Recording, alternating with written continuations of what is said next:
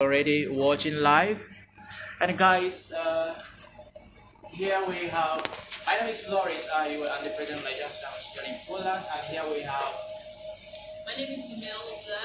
I'm the welfare officer for Nigerian students. and today guys, we are going to present to you our host and our presenter. She has been helpful to us, and she's going to talk to us about job contracts in Poland, because recently we had some issues. Some of our students, like, they finished working and their salaries were refused. Yeah, so today we are going to know in details what you should expect if you are going to have a contract in Poland, and some questions. Guys, if you have some questions relating to jobs, please feel free to write in the group section, in the comment section, and I'm going to introduce to our presenter. Okay, my name is Saka. I run InfoPoint for migrants, and I will try to answer your questions today. I think it's loud enough. Can you write, Okay, guys? Can you hear us? Right, Yeah. the question is, Yeah, if they can hear us, could you please. just let us know if you can hear us? Okay, so I can just speak louder if it's necessarily, okay? Oh, great. Right. So maybe I will just try to answer some questions that I've had already. Maybe. Let's start from the beginning. So it's So that would be the beginning. Yeah. okay. Okay, so So the beginning, maybe Imelda, you have some questions already? No, not really. I think we'll work with the general questions, and then along the line, any other thing that has to do with the concerns of the student that we've heard of before, we'll just bring it up, and then you proceed accordingly. If that's fine by you. perfect. So maybe the first general question, as a full-time student in Poland, are you permitted to work? So all the full-time students in Poland don't need any permission for work. So also if somebody has finished studies in Poland, they will not need any permission to work.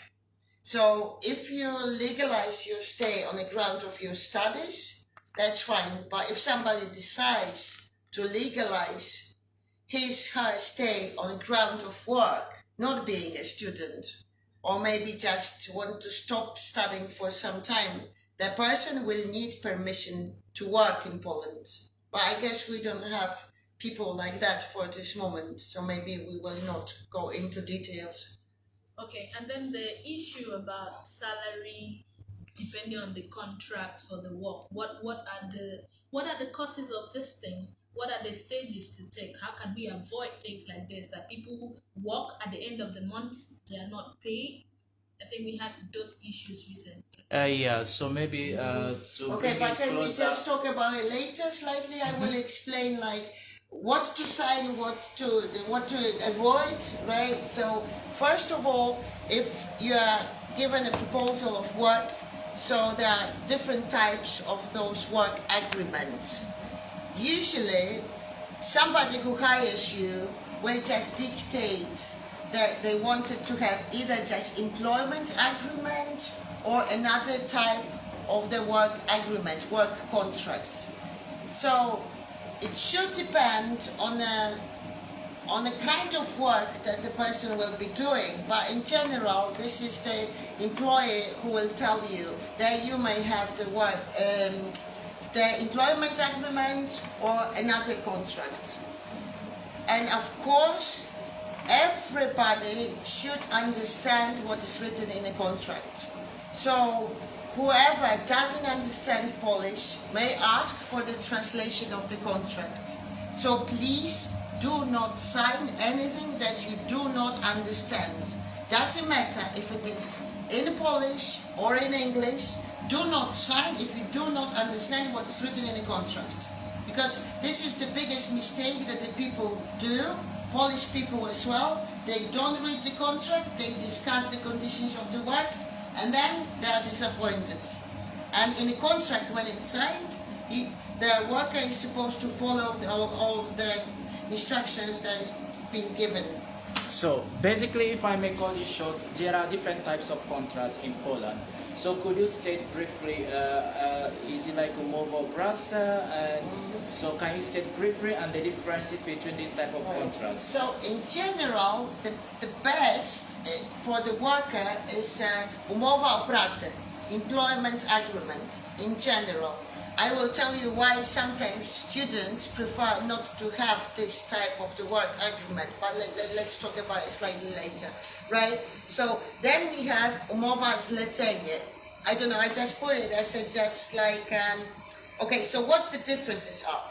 The employment agreement is governed by employment law. Other types of the work agreement are governed by civil law. So they're called like a civil agreement, which means that you can imply labor law to that type of the agreement. But still you can go to the court, but the civil court. Right, so, but the most popular in Poland now is umowa zlecenie, which is supposed to be the agreement for the particular job. It could be silly one, like I can make this civil agreement with the person who I will hire to clean my garden, for example. Or I can ask somebody to teach my kids English. And also another type of the work agreement is an agreement for a specific task, but I want you to be very careful if somebody proposes you to sign that type of the agreement, because this type of the agreement is mainly for artists, because you need to create your work in a sense that, like, for example, you can make photos, you can write a book, you can even translate a book. But what's the problem with this type of the agreement is that you don't have the social insurance signing this contract.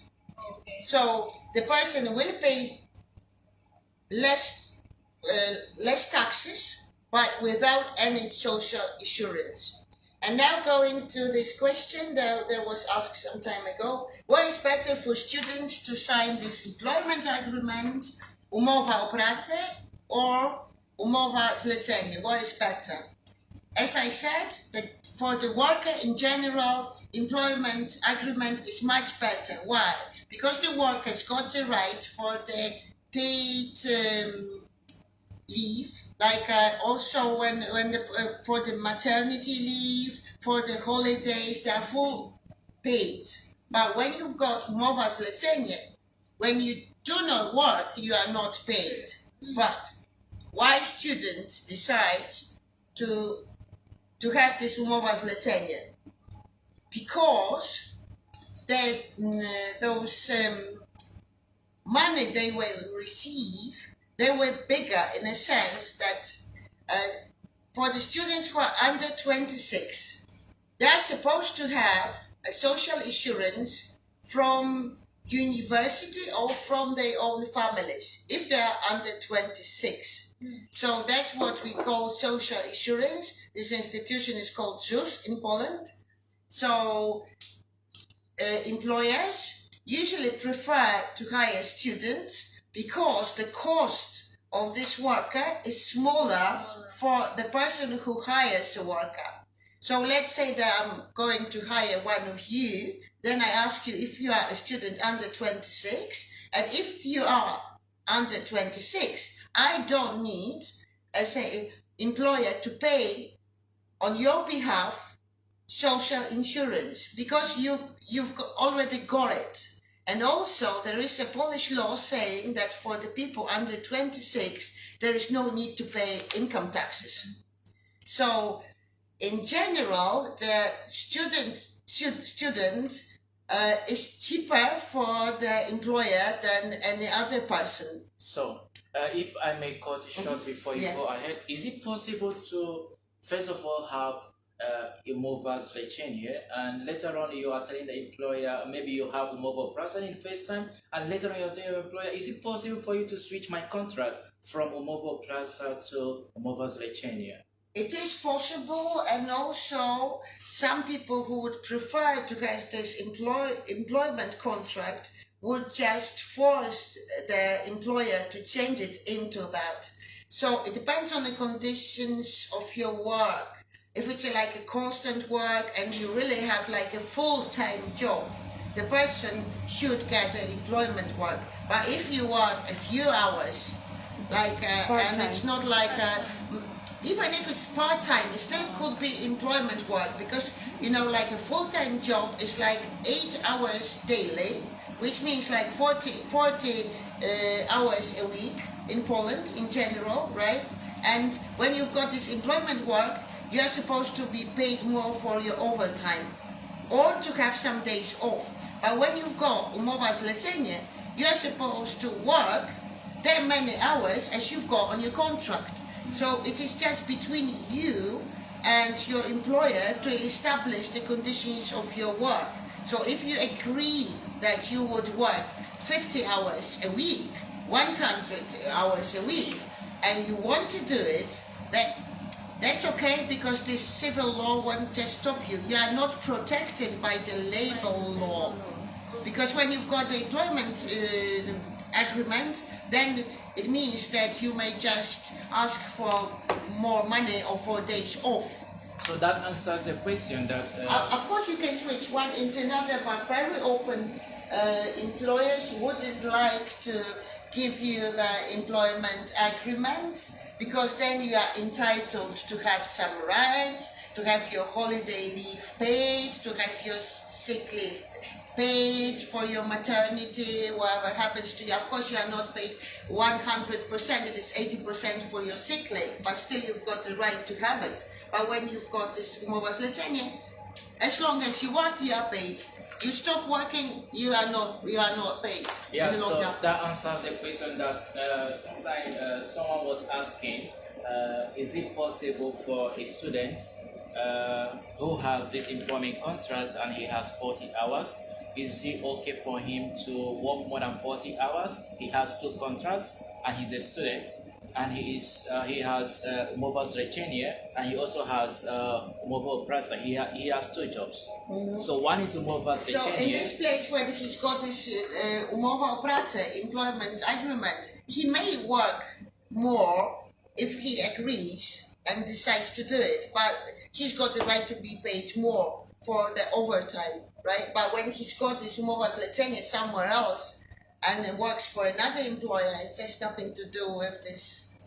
This is actually, it's more about the social insurance and the taxes, because having the employment agreement, umowa o pracę, you've got the full social insurance. So taking another job like umowa zlecenie, you don't have to pay again your social insurance, which means that you'll be paid, you will have more money in your hands. Because that the social insurance will be covered by the employer that employs you on the ground of this employment agreement, like full-time job. So that means that if you have two jobs, you have umowa o pracę and umowa zlecenie, the second employer should not pay your taxes for you. It also depends if this work agreement that you've got, the umowa o pracę, is it like a full-time job? And also, do you've got like enough money for the minimum? This is 2,800. If the person is paid less, then taking another job, still it will have to pay the social insurance. But if the person earns at least 2,800, that means that all the social insurance is covered by the employer who hires on the ground of this umowa o pracę. Great. So maybe we can take some questions from the live Somebody section. has a question. Adele Gun asks, is it possible to get a tax refund as a student working in Poland? Any ideas on the process? Is it possible to get tax refunds as a student working in Poland? It depends how much taxes you'll be paying during the year. Everyone who works in Poland and pays taxes in Poland has got to do like a tax declaration every year. So the employer takes from your wages part for your taxes, income taxes contribution for the year during the year, every month when you got the salary. And after 1 year, you are supposed to write as a worker your personal tax declaration for the last year, which means that you are supposed to declare all your income. It's not only that the money that you earn, but all the income that you've had for the last year. And when you paid like too much taxes in advance, you will be returned. But it depends. I mean, sometimes you'll be asked to pay some more money if the employer or you yourself haven't paid enough during a year. And wait, I'm sorry No, you're for this fine. moment, but I just remind myself about one important question that I got via WhatsApp some time ago. One person was asking, does the employers got the right to ask me for a passport? And I know this is the question that may trouble a lot of people. As you, excuse me, can you just tell me? Przepraszam, ale to zamknięte jest tylko tym.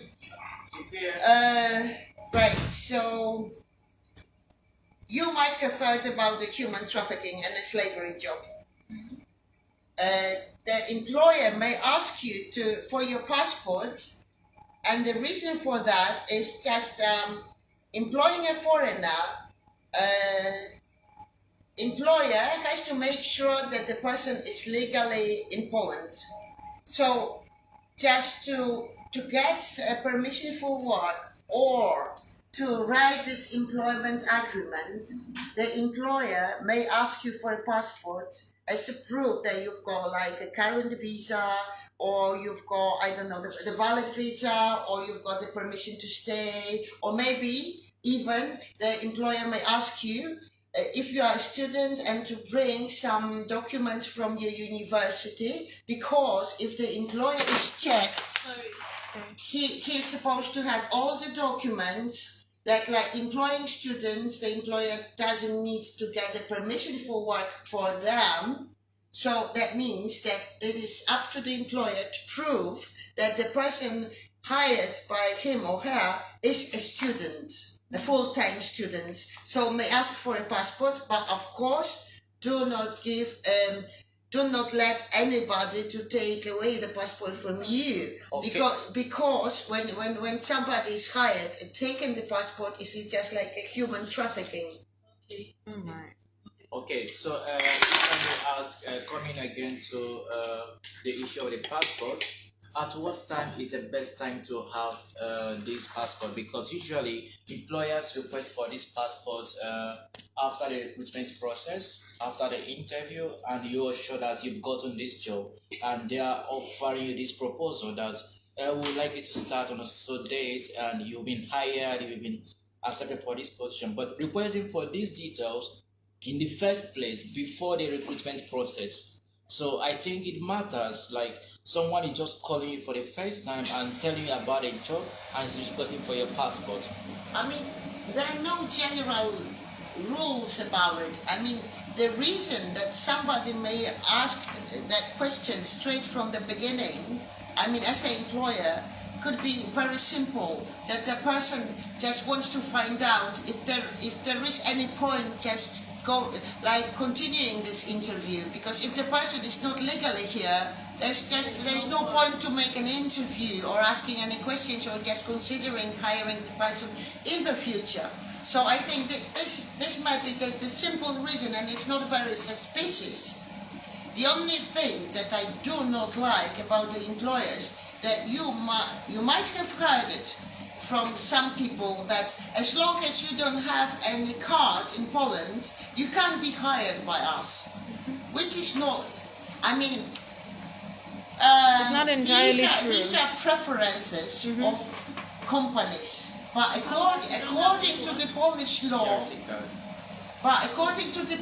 law, having a card is not necessary to be hired, because the only condition is just your legal stay.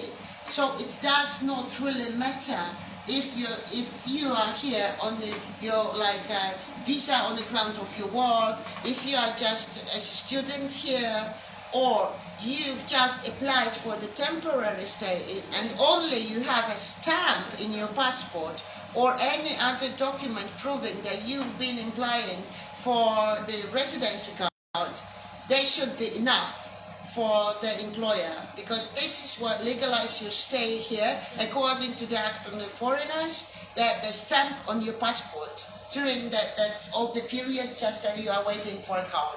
So actually this is an excuse and they want to make the, sometimes they're just to skirt that the decision might be negative, so that's why they ask you for a card. But this is, you can explain very often, sorry that I just carry on that, but very often employers do not know about it.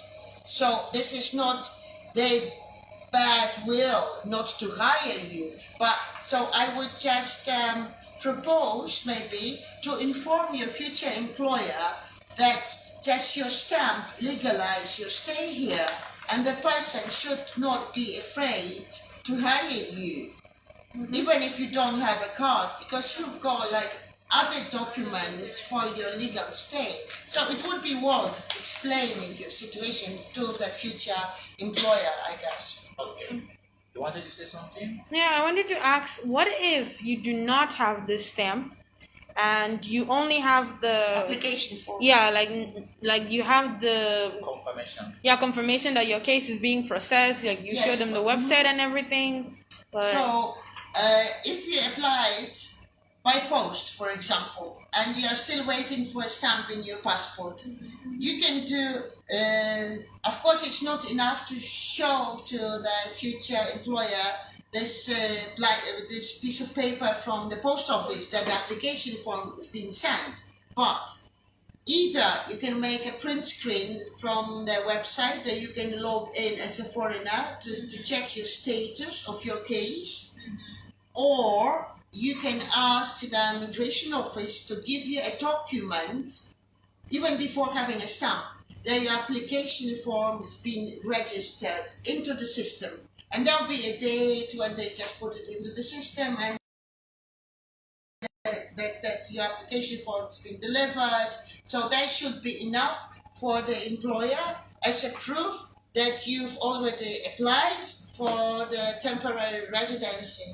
What if it's a lawyer? What if it's a lawyer that is handling your application? Is it okay if the lawyer gives this letter that they have sent your application or they are in charge of your application?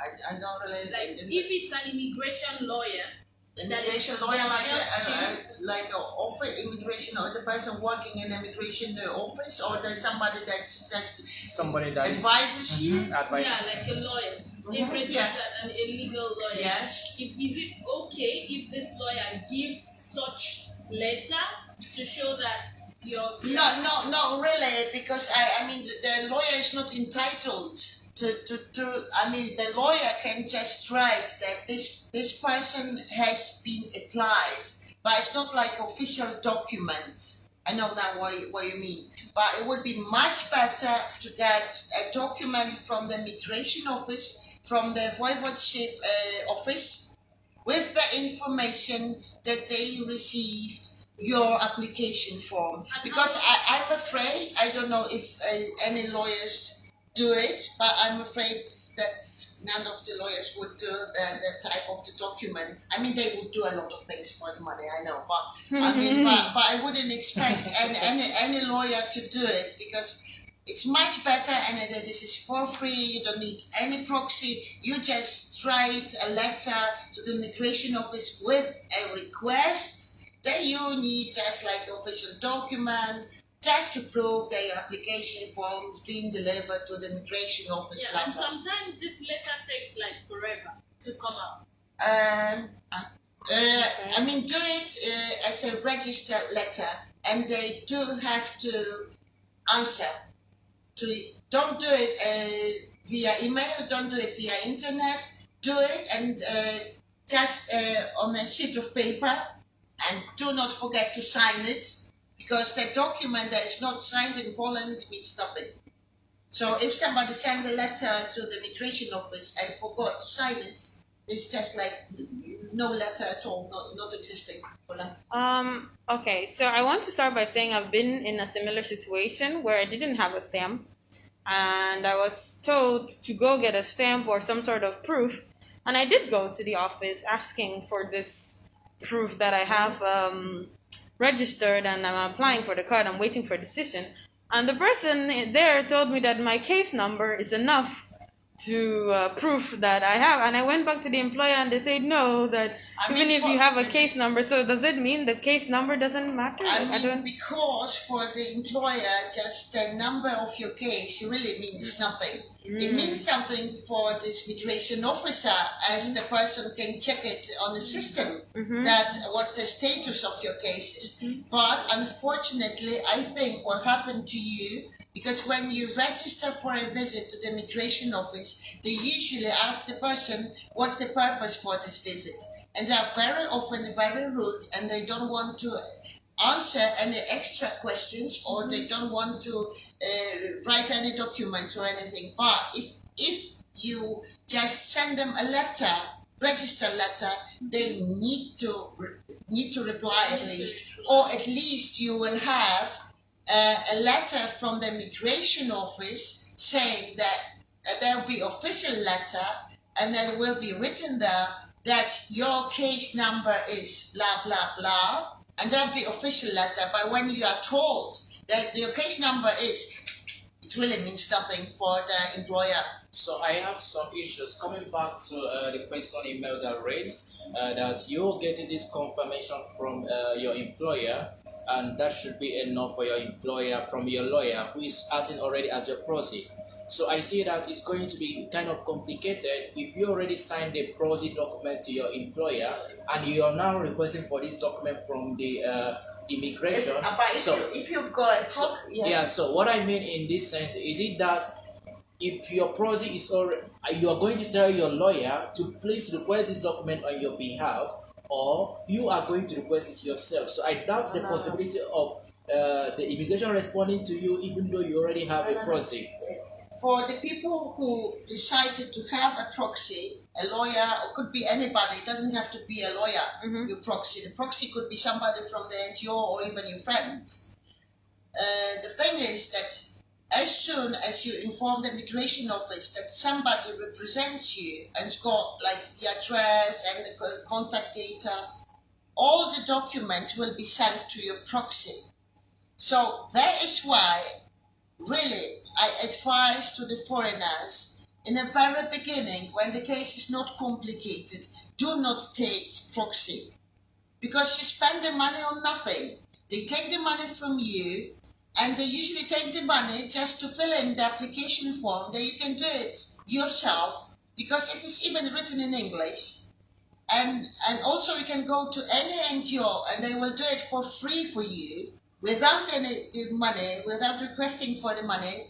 And then I've been dealing with the cases when the people were cheated, but not even by the lawyers, by the proxies. They were just paying the money for nothing, not receiving the documents on time, and very often the documents from the migration office were stuck in the proxy's office, and the person was not informed on time just to proceed that whatever was supposed to be done in this case. So I really advise not to spend the money if it's not necessarily. When you need to go to the court, like when you've got like a second negative decision, so maybe you can consider to have a proxy, or at least somebody who will advise you how to do it. But like on the very first level, I mean, I can't see the reason to hire a lawyer. Great. So basically, from your perspective, it's something everyone could do if you just need little assistance. There is no need hiring a lawyer in doing your application. I think the only problem with this application form is that you are supposed to fill in Polish. So, but the questions are in English there. You can see that there's just the Polish, English, Russian, and French. So you can understand easily what they are asking you about. But the answer for that, unfortunately, has to be written in Polish, as this is the national language in Poland. So all the documents must be done in Polish language. But you can ask your friend about the spelling, and then this is important just to to do it personally, but you can just rewrite it. Yeah, Like that. Google Oh, great. Translate. So, I think we've been able to drift a bit from the point of discussion, but it's still really important for us to talk about it. So, moving back to the main topic of discussion, which is job contracts. Is it possible for somebody who comes in to study, who comes to work like with a work permit, like you're coming from Nigeria or from place, is it possible for you to change your status as a worker in Poland to study? Anybody can change the reason of the stay in Poland. So, I mean, when you cross the border, even as a tourist, you can apply for the temporary stay on the ground of your studies, on the ground of your work. So the thing is that you need to apply during the period that your stay is legal. It's legal. You can't work on your visa as a tourist. But when you've got let's say, okay, let me give you an example. Somebody is coming to Poland, having a visa, valid visa on the ground of work. And then, being in Poland, decides that the person may want to start studying and just quit a job.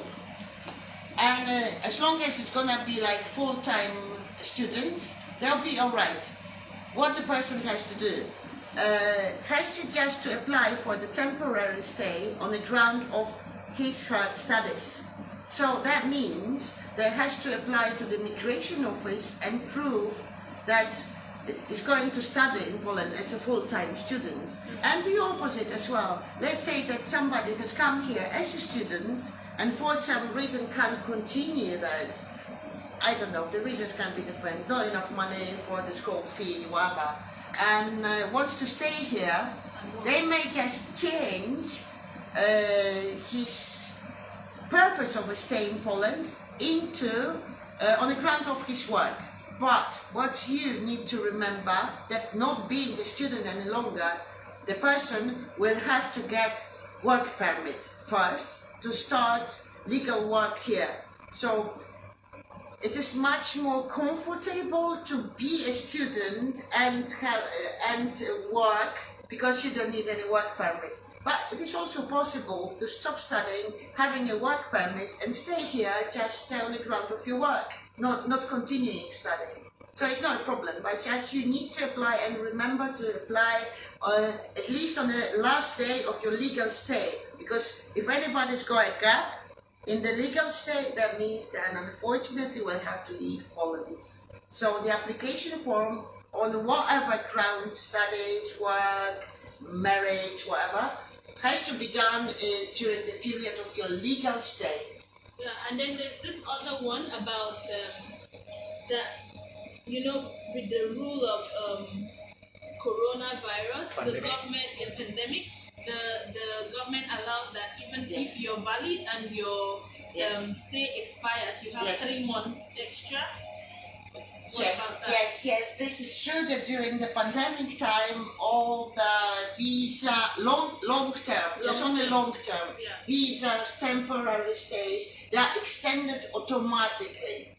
But the thing is, and this is kind of trap for the people who work here and are not students, because as soon as the pandemic is finished, they will have just only 1 month to get new documents. Or at least to apply to get new documents. And what's the problem might be, like let's say that somebody is working and his visa is still valid. The person came on the ground of this visa and the visa is still valid, but to apply for the temporary stay, the person will need to get a work permit in the future. This work permit, the current work permit, is also extended, but for the application form, we'll have to get a new work permit. And to get a new work permit for the employer, it may take a few months. And the person will have just only 1 month to apply for it. And if the person is left without this work permit, on what ground will stay? No, no. I think I'm mixing up something like a student, for instance. I mean, as I said, all long-term permissions like visa, temporary stay, they're automatically extended For how long? till a month after the pandemic will be Over. revoked or something. So like are we still in the pandemic period right Yeah, now? so we is are- it still in we- vogue? We're still in a pandemic period, but let me explain, because it's not even in like it is even more than pandemic period. There are two different stages that the Polish law distinguishes. This is like a threat of pandemic and or epidemic period, and also epidemic period itself. Okay. So the threat of the pandemic, this is also this period that your visa will be extended. So let's say that, because this is how it started. In the very beginning, in March, we had, like, I can remember now, 2 weeks of this threat of the pandemic, Yeah. and then the pandemic time started. So you count from the threat of the pandemic, we can finish the pandemic time and still have like this situation that we will be still in the threat of the pandemic. So still your visa will be extended, but when it's officially announced it's finished, then the foreigners got just only 1 month to organize all the new documents. That means there'll be just only 1 month left when the visa or the temporary stay will be Officially valid. So, because coming back to what she was asking, and we wanted to know if this law is still in vogue. So, Yes. from your explanation, it's still in vogue. Of We are course, still of course we are in a pandemic So time. one of my friends was rejected 2 months ago on the reason that he applied when his visa was already finished.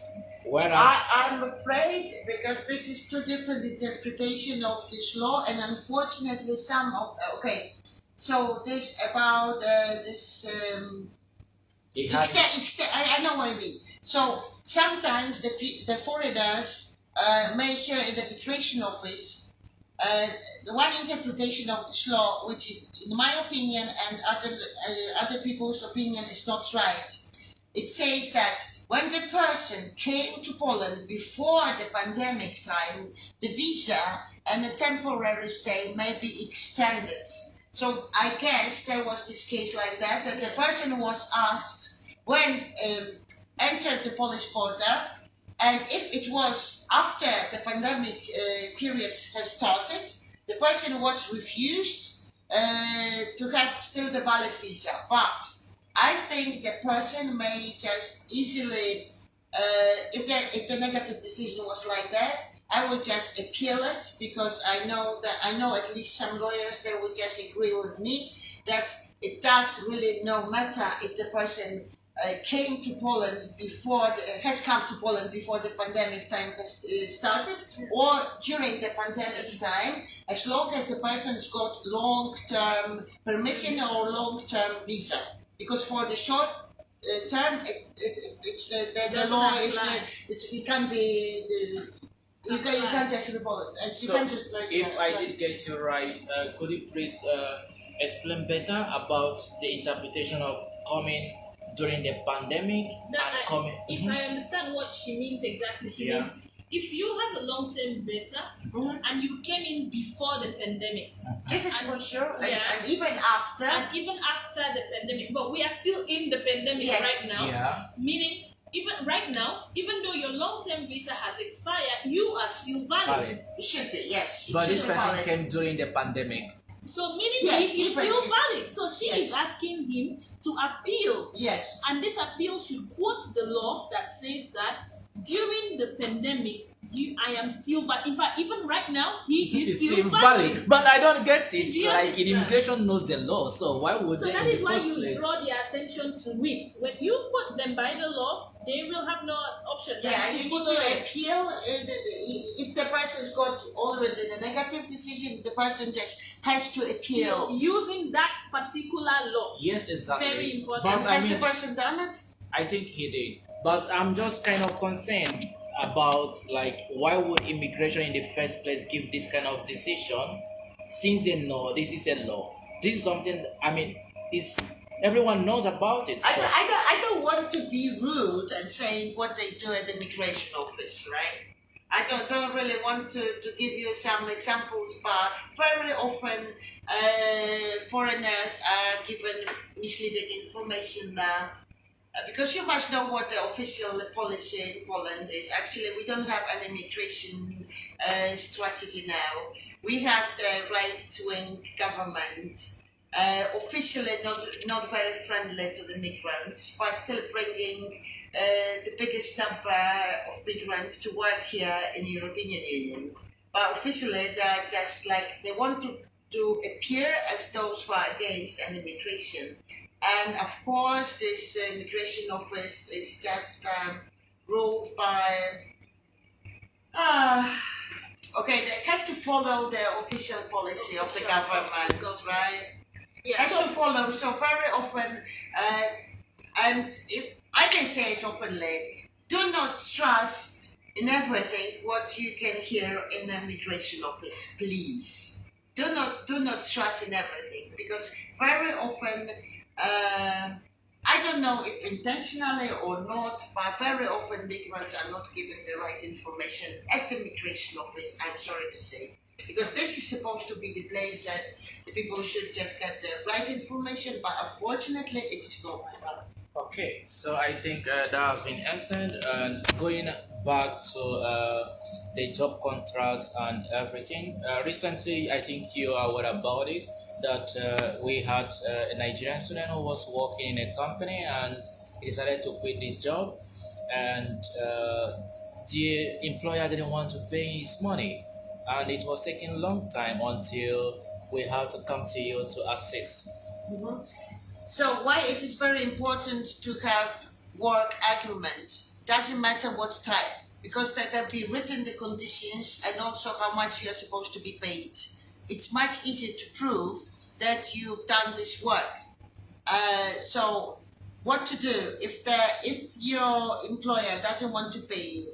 First, write a request for payment with a kind of threat that if you are not paid till and also you need to mention the deadline till that time, then you will go to the court.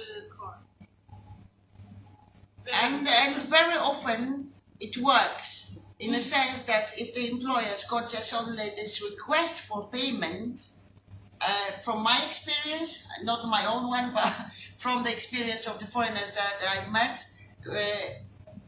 yeah, in each case it worked. So, and this is how it's supposed to be done. First, a request for payment, and afterwards you can just take your case to the labor court, and for sure you will win. And don't be scared to go to the court. To the court. Because it's not very, I mean, I'm talking about the labor court, it's not very expensive, and in the situations like that, it is worth going to the court, really, to the labor court. You might have heard that about the Polish courts that it may take ages and everything like that, but labor court, yes, I would recommend even to go to the court, but first to write request for payment. Okay. Okay. So we always request for payment first before. Yes, yes, and do it as a registered post. Always Because, as a registered. or even delivering in person, just you need to have a proof that's been delivered. So if you decide to go to your employer's office, just don't leave a document like that. Because this employer may say, I've never seen this document in my eyes. So I would recommend to do it by registered post to have a proof that the letter has been sent. Okay. And of course, the employer has to answer that, pay you or answer if the employer disagrees, because says I don't know that you haven't done your job for some reason, or the conditions of your work were different and you didn't do it properly. So of course you can just discuss it in the court, but very often the employer will just pay you just. Great. So coming back to the issue of contracts and the different types of contracts, Is there a type of contract whereby your employer can dismiss you at any time? In a very, mm, not really in any time. It should be written in your contract, the condition, like, and the period of the time that you should be informed in advance. But uh, there are some cases. Let's say that somebody is a taxi driver and the person loses his driving lessons. That means that the person might be fired immediately because the person can't do this job. Also, in if somebody, what is important, and some people do not do it, if you do not appear at your work without informing your employer what the reason is of your absence, you might be you might be fired immediately. If I don't mean in 1 hour, but I mean anytime you are not present at your work, inform about the reason why you are not present. And also, if somebody decides to extend holidays and doesn't come back on time, might be fired. I can't think about the other reason. On, of course, like having drugs during the work or coming or like appearing drunk. Yes, that might be the reason to, yeah, to be fired immediately. Do you think your near expiration of your residence card could also be a reason for them to not dismiss you? Uh, of course, if your legal is not stay any longer, your employer is not allowed to, is not entitled, is not allowed to hire you any longer. But writing this work agreement between you and employer, the employer usually just makes sure that your visa is valid and for how long time, or do you have the work permit. But let's say that you commit a crime, or I mean, that somebody commits a crime, they may be fired immediately as well. Or just putting in danger other co-workers, they might be fired as well immediately. And also, if the stay of this person is not legal any longer, unfortunately, the person who hires you is not allowed to give you this work, because it means that this employer will be fined in the future and also will have some consequences of hiring you illegally, in a sense that your stay is not legal. So the consequences will be also for the employer.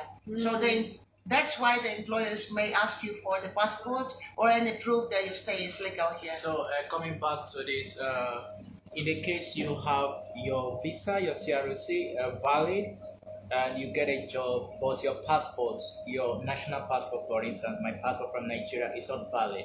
So, is it okay for the employer to reject me this offer because my passport is not valid, but my TRC is valid? This is very complex situation because your employer will ask you for any ID, and as long as you don't have any ID as your card, the only ID that you can use in Poland is your passport. And if your passport is not valid, I mean, for the migration office, your stay is legal. But how to check your identity? Even for the police, when you are stopped on the street, the police got the right to stop and ask for the identity card. Anybody, even me. I don't have to carry it with me, but they got me on the data system. So when I tell them my data, they will just check me. So this is the problem, because your employer will need to put on a contract some number of the documents, or just proving your ID. The employer must just know, like, and have any document. I mean, and also the employer will ask you for the copy of your passport. So I would just recommend to make it as soon as possible. I know there are situations like that, that somebody's abroad, it's not easy to get another passport. And for you guys, it means just to travel to Berlin or to Vienna to get another one. I know all of that. But I would just recommend to get as soon as possible because it will just make your life easier, Yeah. because I mean, there'll be like a really goodwill of this employer that will just say, okay, I will hire you for a few months, but if you don't bring your passport, I mean, because it's very uncomfortable situation for the employer. If the employer is checked and don't have the copy of your passport or your valid passport, that means the employer will be in trouble. So there could be like a good reason to refuse to hire you. Somebody online asked, can the soft copy work? Like to give a soft copy, like the one on the phone, to your employer? No, Oh, sorry, when always stopped by the the police. police. Ah, okay. Because he does the like a copy of your Passport on your phone. on your phone. If Because we can carry our passport around everywhere, right? It's possible to get those. I mean, can I say? The policemen are different and they behave in a different way. If they are really nasty and they just want to be rude, they would just make you they would just do the problems, right? So in general, it is recommended for the foreigners to have a passport with them in general. But I mean, it depends, but they, of course, you don't have to take it with you have it with you all the time, but they may just take for it. They may just stop you for 48 hours to check your identity. But your That's what they do for the Polish people. Let's say they will just stop me on the street and I don't have any ID. They may use it against me as an excuse to take me to the police station and keep me for 48 hours just to check my identity without that, not giving me any charges, anything, just for the check-in. So that's what they do at the demonstration time, right? So So wouldn't the person be enough? I mean, if you're not with your what I'm trying to say that even knowing your personal number, if they really want to be nasty, they will just take you to the police station. They will just keep you to check your identity. And even to me myself, like there were some huge demonstrations in Warsaw, and they were checking the people on the street. They asked me for their ID, right? And they told me to go to the police station with them to check it, and I had my ID. Okay, I wasn't stopped, and there were no charges. They were just because they had the right to check the people on the street. And there was at the metro station, and I was just okay. They just released me, and afterwards I was just walking up the stairs, and there were another policeman, and they stopped me again. They asked me to go with them to the Oh police my car, and goodness. they checked my ID again, and I had my ID with me because I knew there'd be a lot of patrols on the streets during this demonstration time. So unfortunately, it may happen because they are as they are. So I would recommend to have it, but of course, if you think that you may lose it and you are not feel comfortable just checking your pockets all the time if my passport is there, so yes, you can have it. okay. somebody also asked, for students, can the student's ID be used as a legal means of identification?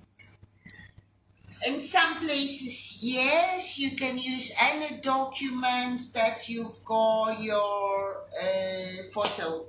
So when you've got a photo of your driving license or you've got any your student's card, in some places, but for the police or something, they wouldn't be enough.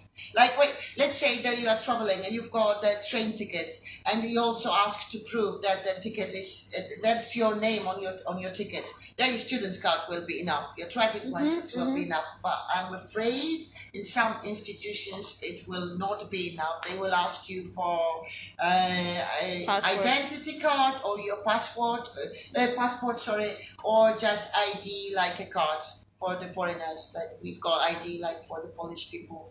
Okay, so coming back to the issue of the job contracts and the benefits, so Are there differences in terms of pensions or benefits you should get after retirement, maybe in Poland?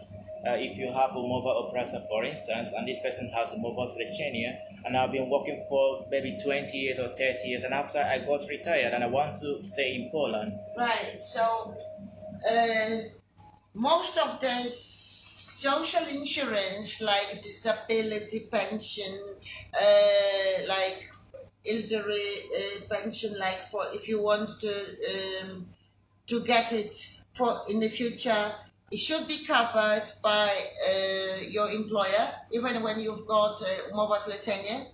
It is covered. That's why that you got the money less, like because it is just taken away from your wages. So yes, you can get it, but still you don't have other privileges like holiday leave paid fully. And also like for maybe for the woman thinking about I don't know, maternity, it would be better for them to have the employment agreement. Like if somebody is thinking about having kids, even for fathers, so it's better, but still it doesn't mean that won't get anybody, that the woman, what the pregnant woman having a child in the future will not get some rights to have this leave, even having the umowa zlecenie, but during that maternity leave, her agreement will not be extended automatically. Okay. That's the difference. Okay, we had a few questions. One of them is, what is the advantages of zero contracts? So I guess I explained it in the very beginning, because this is just only for the students who are under 26. Just only for those who are under 26, because the social insurance is paid from another source. So that means that the person may get more money on hand, but doesn't have those privileges. I mean the rights, sorry, not privileges. Like this holiday Paid leave holidays. or anything like that. But very often, what I would like you to pay attention on, like make sure that you got the social insurance, like in a sense of CUS. Because when you've got some insurance, but this is not CUS, somebody who will hire you still will have to pay the CUS for you. So even like being under 26 and not having the social insurance, what may happen, just make sure that you've got the social insurance. This is, I mean, I would like to just any student to check it, because I had a situation like that the students under 26 got seriously sick, and that was the foreign student, and unfortunately her university didn't care about it. This is not from Warsaw, the case is not from Warsaw, and the person ended up in a hospital. Oh my goodness. And had to pay all the expenses because the person was not aware that didn't have the social insurance. Because in Poland in general, it is covered from the parents' social insurance. And unfortunately, her mother was living abroad and of course was not paying the social insurance for her. I mean, the daughter was not registered and was not entitled to have this insurance because her mother was not living here, not paying social insurance here. So the girl ended up with nothing. So just make sure that you've got the social insurance covered. Even when you are under 26, make sure that CUS is paid. And I would recommend anybody who is over 26 to pay NFZ, even voluntary. So if you have another insurance coming to Poland, I would strongly recommend to pay 52 zloty 60 groszy, I think, monthly. And if you are over 26, just to fix this for you, just in case. So talking about social insurance, if there is a student and he doesn't have a job, maybe he doesn't feel to work as a student, does he have automatically this ZUS ZUS as a student without working? Should have, but what I'm trying to say, just make sure that's just done and it just Should have how? So it's the as a school should. student, as a student, So right? as a student, so the As school a should. student, Mhm. yes, but the example that I was giving to you was just The this. school didn't care. Yes, Most of our they- school they- don't apply on our behalf. You know Yes. that, right? Because Most very schools often the students are just left themselves, and the school only what cares about is a school Their fee. school fees. School yes. fee. As soon as the school fee is collected, they don't really care if those students got any insurance or they don't have any Right. insurance. So it should be. It shouldn't be up to the students, but unfortunately, just make sure as a student that you have it. That So- your Okay, I ZUS also is. have. Sorry to cut you. Sorry. Now, some students get up to 1 year insurance for as less as 200 zloty. For example, Compensa. I know. It's 200 zloty. Now, what about that one? In that case, if the student already has Compensa, is it important that the student should have NSZ or ZUS? As a student or as a person who wants to work? As a student, As a student. yes. Still, I would recommend to get this ZUS. Why? Because not all the medical services are covered from this insurance. Insurance. Okay. So if the person unfortunately got seriously ill and the treatment will be really expensive, then they may end up without not enough money or without the expenses won't be covered by that compensa insurance. I mean, I don't know. It depends on the contract that you've got with this company, right? You need to really go into the details in the contract, but in general, CUS covers Everything. all the medical services in Poland. But another thing is that this person having this insurance, this for example Compensa or any other, when the person wants to start work somewhere, the employer will have to pay CUS for this person. So Because automatically you can this stop is like a paying the national monthly. social insurance, and having this insurance for your work, it should be covered by your employer and by you. So still, you will have to pay CUS when you start work. Doesn't matter if then you've your got a employer compensa or you don't have. They don't really care because what is required is just a national social insurance, and national social insurance is ZUS. Okay, so before we continue, I would like to ask, because we're talking about the ZUS as a student and especially for students, how do I get to know that my school is not covering for my ZUS? And if I get to know that my school is not covering for my ZUS, can I request for them? Can I ask them why? Can Of I? course, you can ask them, but I don't know if you'll be given the right answer. But the easiest way to check if your university cares about it, or for the workers, like let's say there are some dishonest employers, and they wouldn't pay your ZUS, your social insurance. It happens. So for students, for workers, I would recommend to the local ZUS office and just ask if it's paid monthly, right? If it's paid monthly, or do I have the right for this? So they would just ask you for your person number, and you can just get the answer the very same day. So if somebody is not certain that the social insurance is paid by employer or is covered by from another source, doesn't matter.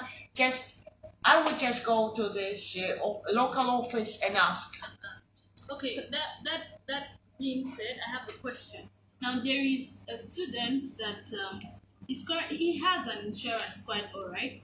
He even bought an expensive insurance, but when he went for a surgery, they asked him to still pay. By what kind of insurance the person had. It might be what I was talking about, that the person had the insurance, but not for, the contract didn't cover all the Surgery. medical services, surgery, or maybe I don't know, like somebody's got the cancer. This is very expensive. The treatment is extremely expensive in Poland. So also the person may end up like that person did. So you're So- saying that Zeus can cover as extensively as orthopedic surgeries? Except some dentists, and also some surgery. They're like how is it called? Plastic surgery. So if somebody wants to, I don't know, to improve the breast or something like, or to look nicer, plastic. it won't be covered from the National Health Fund. It won't be covered, and also the dentist, yes. To some extent, I can't remember now. Not all the dentist treatments, but to some extent, yes, it should be covered by your NSAP, but not all. Then I also have a question. What if the person had this ailment? Let's say, for instance, you had this ailment from Nigeria, right? For instance, you had this ailment from Nigeria, but it wasn't so serious, and then you came into Poland. Now it's an existing ailment. It's something that you know about, right? And then you now come into the country, you buy Zeus, and then you go to the hospital. Will you be treated still on the insurance, or they will tell you you've had this before, it doesn't cover with the insurance? Is it possible? I mean, as soon as you have it, then all the expenses will be covered. Oh, it starts counting automatically. I mean, the very day that you are registered, not even paid by your employer, but when you are registered into ZUS, like as so even if not one even a contribution has been paid, but you are registered in a system that you've got the right for this social insurance, they'll be covered. Awesome. Okay, great. So I think But before just reminded me about one thing. Well, even if, let's say not for students, but for the workers, if the person loses a job, still's got the right for the social insurance for the 1 month's time after losing a job. Okay, so last question before we take some questions from. A break? Okay, maybe some Yeah, I'm grab some joking. tea. Okay. So about the social insurance, because I guess what Imelda was also asking, because in terms of the private insurances like PZU, Compensa, Medicover, Yes. if you buy insurance today and you are going to see a doctor maybe Yeah. in 1 week's time, they will ask you when do you When start do having you this start having these this symptoms. insurance? Yes. Yeah. But I mean, this is slightly different, right? Because this is different. As soon as you are registered in the system, you've got the right for this medical service for free. When you are registered in the CUS, but this I know because it depends like how much money is on your account or something like that. But this is totally different. The only benefit that you may have having some this type of the insurance, it may be that even having CUS and another insurance that, let's say, if somebody's got an accident or something, may just ask to compensate for that, all right? Great. But it won't So come. maybe we'll take some questions, and after this question, we can have a little break and grab some tea and coffee. Or more, Okay. more questions coming. I don't. Yeah. Okay, so first question was from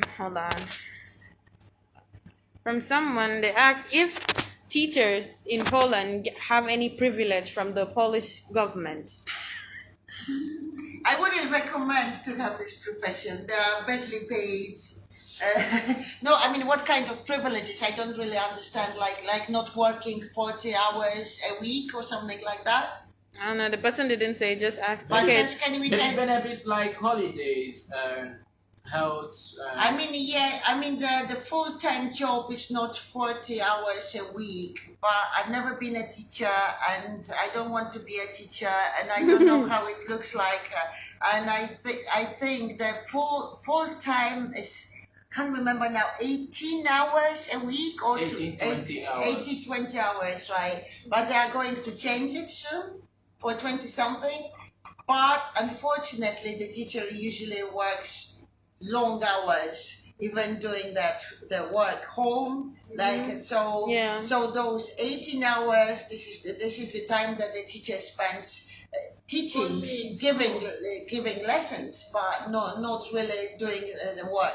So, but that may be treated as a privilege, and like, but for the academic teachers or professors, they don't have holidays like those teachers, like at the primary school, teaching in the primary school or secondary school, when you think that you will have like 2 months of holidays or something like that. So unfortunately for the academic teachers, let's call them teachers, they are not teachers, they do not have such a long leave. Someone that was not here before also asked, can I use a scanned copy of my passport and visa on my phone as a means of identification? Just, summarize. Yeah, the person was not you here. can try to use it, yes, but I mean, it depends what for actually. Like to prove your identity. Sometimes it may work, right? Sometimes it may be enough. Like it depends on the situation, on the like when the person wants to prove the identity. When the person goes to the bank and asks for a loan, no way. Okay. I mean, like. Yeah, so it depends on the institution and where Yeah. it's at. Okay, the So next two question. more questions. Someone also asked, I went to donate blood at the blood bank and I was attended by an English speaking receptionist. She told me that because I do not speak or understand Polish, I cannot donate blood, denying me rights. Hold on, denying me rights to donate. Does that make any sense? That's ridiculous. What the I mean, another question. Sorry, that the answer from this receptionist is just unbelievable. I do not understand that. Yeah, It's unbelievable. It's unbelievable. What do you mean by because I cannot speak, I cannot donate? It's universal. You need I mean, language I- to donate blood. but that's the person who wants to like to donate the blood in the future. And I mean, of course, this receptionist didn't have the right to say anything like that. Exactly. That's it. The only one you can be asked, like maybe they can ask you for the some of the tests, or are you sick or something, because they just can. They may just question you before giving a blood or something. But Okay. And the last question from this chat. not speaking Polish, I can't believe it. I mean, because you don't speak Polish, I don't want to. Very unbelievable. Yeah, people are strange. So someone asked, someone told me that as a taxpayer, you have access to NFZ insurance. Is this true? How can one go about using the services of NFZ? No. Probably because the people what they would call like a tax payer, it's not exactly the same as like having the contributions of the social insurance, because the people just mix it. They would say that like does my wages include taxes or exclude taxes? They would call taxes everything in general, but actually taxes, the income taxes, is a very small part. And I made the workshops for you, then we can do it later, or you can just put it on your web. Then I will explain how to count it, right? Like there you've got that amount of money that goes for the social insurance, that amount of money goes for your pension in the future, and that amount of money from your salary is taken as your income tax. But income tax is just your income tax. This is a tax. It's nothing to do with the insurance. You pay another part of them, like it's different institutions, right? Like the taxes, they collect your taxes, and your insurance is the national insurance is totally different from your taxes. You don't pay tax as an insurance, you pay just insurance. So being taxpayer doesn't mean that you have an insurance, and this is just a case of this work agreement for the particular task that you pay the income tax and you don't have any insurance. So be careful with this type of the work agreement, this work agreement for the particular task, because you will pay income tax and you will not have any social insurance. If I made it clear, I don't know. Okay. That makes a lot of sense. So I think by this time we've been able to cover a lot of questions, and maybe our viewers, if you may have some questions, feel free to keep it in the chat. and we've been able to cover some questions, and I think we've been Are able there to any answer questions lots on of the chat questions. here? That's what I want to check right Okay. now. And We have, is it illegal to do more than 40 hours as a student? I mean, it's not illegal in the sense that I think we had this question before because that but it's like in different ways. So. depends on the type of the work agreement. It doesn't have to do with if the person is student or not student. As soon as the person is not a person with disabilities, a pregnant woman, or a person between 16 and 18, those people are not allowed to work more than 8 hours. They can't be hired for the overtime. Pregnant woman, yes, person with disabilities and 16, 18. They can work, but they can work more than 8 hours a day. So if the student is less than 18, no, they can't work more. But if it's over 18, that's fine. And also should be paid for the overtime if the person's got this umowa o pracę. Okay, so I think coming back, I think we actually treated it before, but just a little clarification about the case of having two contracts, like having a mobile oppressor and having a mobile lecturer. And like I got to know from our discussion that the second employer who employs you on the base of a mobile lecturer shouldn't pay taxes on your behalf because you No already. taxes, you always pay taxes.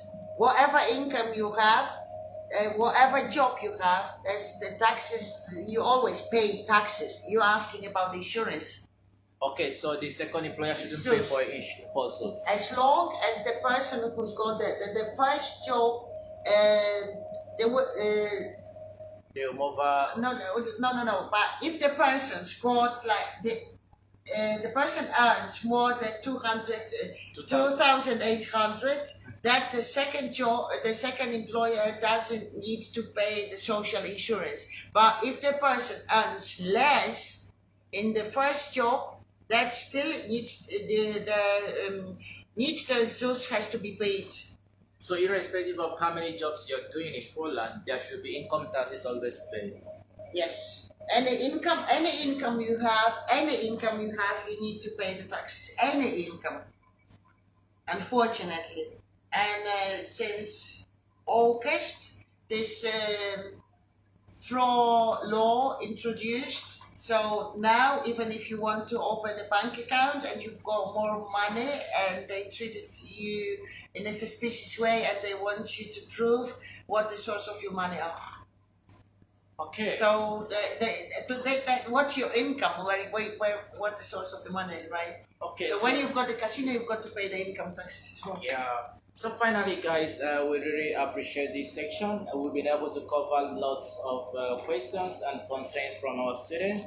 And I know especially it was the case that lots of people were denied their payments and salaries, and it's really strange and it's really sad and appalling. But we thank God that we've been able to discuss this and what to look out for in your job contracts. And guys, I think you've been able to see that it's better and it's good, it's worthwhile to read through the contract before signing it, whether in Polish or English. Make sure you make sure it's necessary. So make sure you know what is in the contract you're signing before signing it.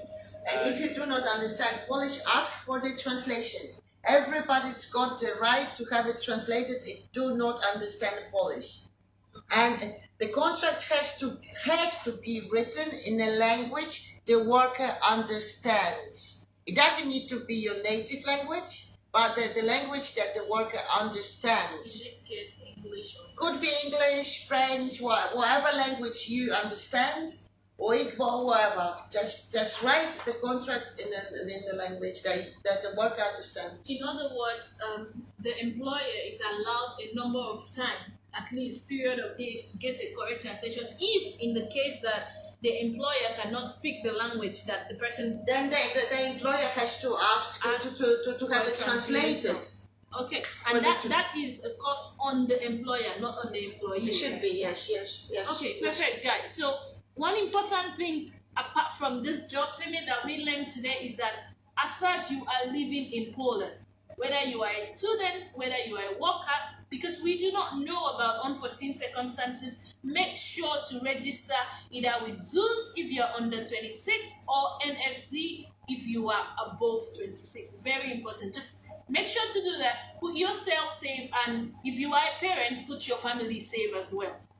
From what you said, the child is automatically under the parents, right? In terms of insurance. The mother Not in the sense automatically has to be registered. has to be registered. So if the parent is registered, Husband and all the children under 18 or students till the 26. Okay. And some people with disabilities, but this is this.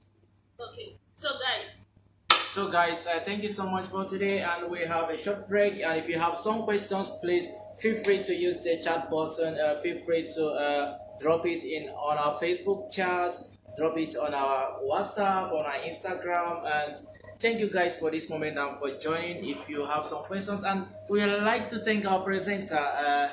It has really been a wonderful time. I would like in order to thank you on our behalf. okay, on behalf of the Nigerian students in Poland, we want to say thank you so much, Ada. We are grateful for your continuous help. You are always there for us. We are grateful, and we say please do not get tired of us. If you will come back for more, we'll definitely come back for more. Thank you so much for being a friend. Thank you for being a sister. Thank you for being a mother. We are so grateful. Thanks very much for the invitation. I've got one question. Where to get the earrings like that? Oh, okay. I will give you one as a souvenir. This is actually handmade by a Nigerian as well. So I knew it's not possible in Poland. It's not possible, but I have a couple. So the next time we meet, it's going to be a special day for me. Well, thanks very much for the invitation. And any questions you've got, just don't hesitate to ask. So guys, we Just are going contact to me. make photos from Or I will make a presentation whatever because I didn't know exactly what the question will appear during the meeting. So I've got more materials, and I've got some materials prepared for the workshop. So maybe we can just go into details and make a proper presentation or something. Sure. Great. So later on we take photos, and guys will post on our page about this. Thank you so much. We end now. Bye guys. Bye, guys. Thanks a lot.